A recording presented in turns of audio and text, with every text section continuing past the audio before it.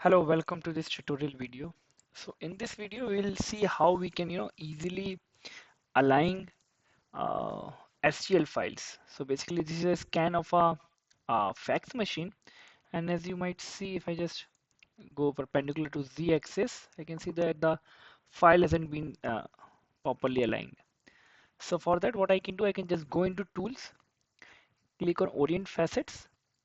Now it will ask me to select a reference for z-axis, right? So if I just hover over any of the surface, it will give me, you know, the axis through which that axis can be aligned to. So if I just click in here, this will align the axis of this very cylinder with the global z-axis. Just click in here. So now as I can see, the cylinder is aligned towards the global z-axis. Now again, it's asking me to select a surface of plane or a cylinder to align towards the y-axis. If say I just go in at the bottom and select this surface, so it will align this surface perpendicular to y-axis.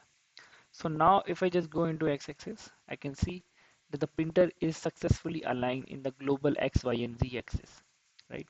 So it's quite easy in SpaceClaim to align STL files. So if you have any questions, please feel free to drop in the chat section. I'll happy to assist you with that. Thank you.